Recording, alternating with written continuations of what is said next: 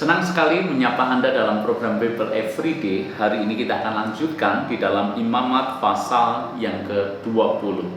Di dalam Imamat pasal yang ke-20 ini Tuhan berfirman kepada Musa agar bangsa Israel menjauh daripada dewa-dewa asing. Ayat yang pertama sampai yang kelima terkhusus jangan sampai mereka berpaling kepada dewa Molok, dewa sesembahan bangsa Amon. Ini salah satu dewa yang sangat keji menurut saya. Sebab orang yang menyembah dewa Molok, maka dia akan mempersembahkan anaknya yang masih kecil, mempersembahkan hidup-hidup di mezbah dewa Molok dengan cara membakar anaknya itu. Ini dewa yang sangat-sangat kejam dan keji. Tuhan tidak ingin bahwa bangsa Israel bergaul erat dengan bangsa Amon, dengan penduduk sekitar mereka, lalu kemudian ikut-ikutan berpaling untuk menyembah kepada dewa asing. Demikian juga ayat yang ke-6, Tuhan kasih pesan seperti ini, orang yang berpaling kepada arwah atau kepada roh-roh beramal, yakni yang berzina dengan bertanya kepada mereka.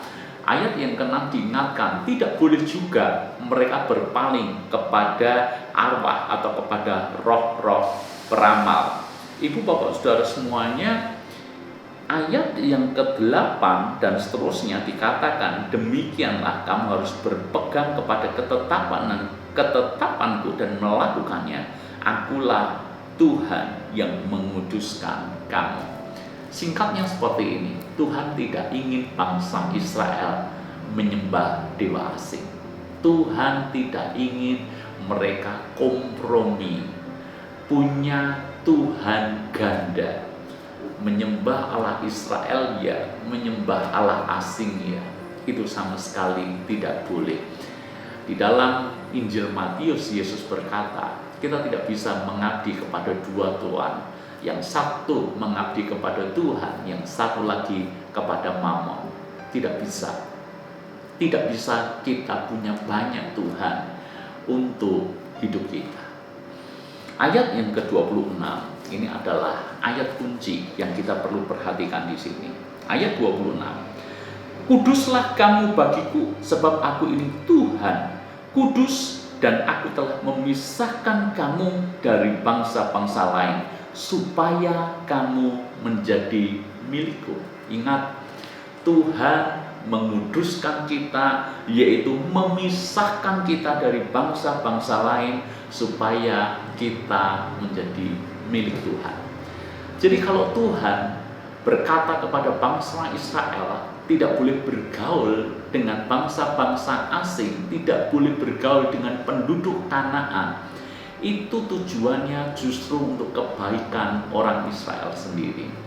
Tuhan seolah-olah membuat pagar bagi mereka, supaya mereka tidak keluar dari pagar itu dan bercampur dengan bangsa-bangsa asing.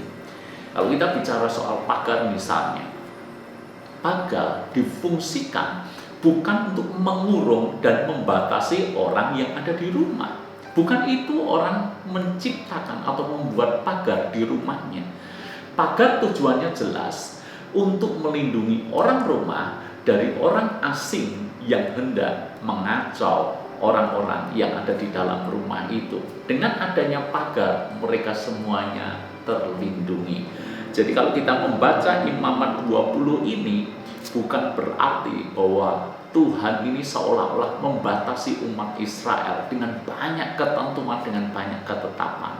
Justru Tuhan sedang memagari mereka. Supaya apa? Supaya mereka tidak kompromi dengan penduduk Kanaan, yang akhirnya bisa membawa mereka berpaling dari Allah Israel kepada penyembahan dewa-dewa asing.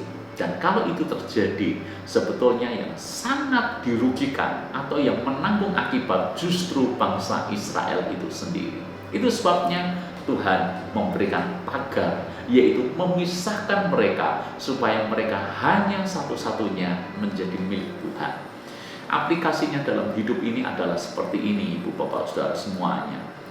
Kekudusan itu berarti dipisahkan dari dunia.